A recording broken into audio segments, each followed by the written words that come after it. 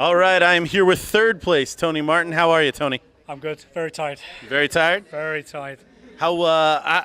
This is kind of the setup that you've been to before. What did you think? How did this compare to some of the other soft tournaments you've been to? It's as good as some of the top events I've been to for other organisations like Phoenix, Darts Live. I can honestly say this was superb, and the way they've treated the players has been absolutely brilliant. The bullpen is something that I personally believe is needed for the top players, for us to come in here, practice, and be allowed to produce our game for the people that are watching. Very nice. Now, I would be remiss to not ask you about the Adam Stella cork. You're going to get a lot of guff over that, as that was on the streaming board. So we knew that Adam did win that first cork. What was the issue? Was it that you did not see what had happened there? Yeah, I threw my dart, and then I walked back behind the dartboard, and then he threw his, and he just took them out, and I didn't see who'd won it, and I said who'd won. He went, me, I think, or something along those lines. I went to I don't know, and then someone said to me, oh, they've got it on the TV cameras, we can go back to the TV. I said, well, if he's won it, it's fair enough, he can have it. And fair play to him, like he said, no, it doesn't matter. He said, I want you to see what's been won. If he won it, you know, there was no gamesmanship there. I threw my dart, I walked back, and I didn't see it. I honestly didn't see it. And then he just said, yeah, well, whatever. Listen, there's people at home going to talk. Oh, yeah. You know, if darts wasn't darts, they ain't going to talk at home, are they? You know what I mean? Fair enough. This tournament's been talking about enough this week.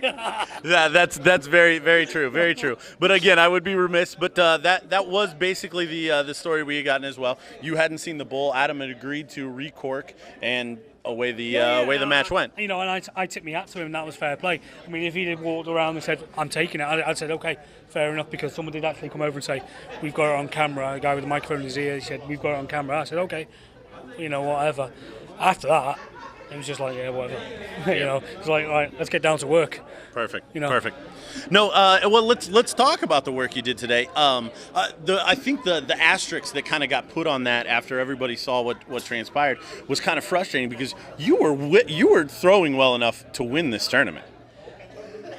I had lapses of concentration that are beyond belief, because I'm not playing this as much as you guys here, and I get into a zone where I'm throwing soft tip darts like I throw steel tip darts, and then sometimes I'm thinking, right, you need to go for this, and I'm saying to myself, no, don't go for this, go for that.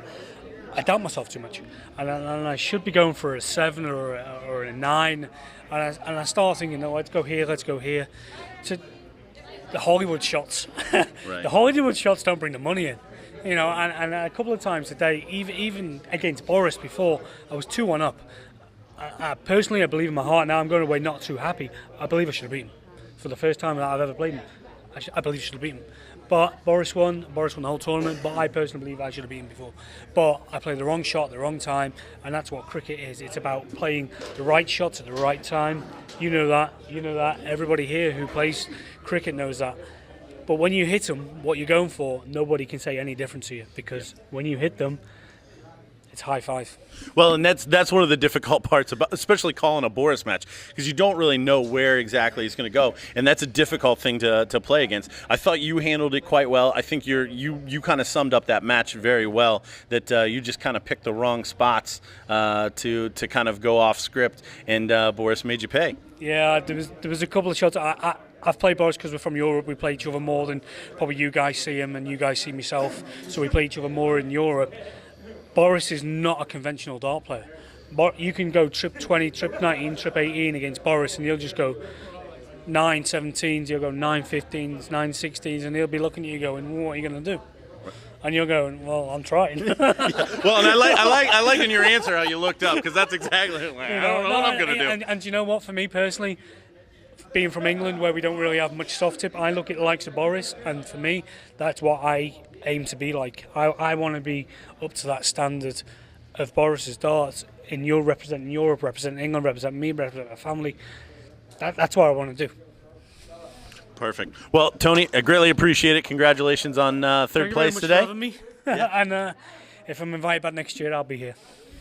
Perfect. Thank you very much. Cheers. Thank you.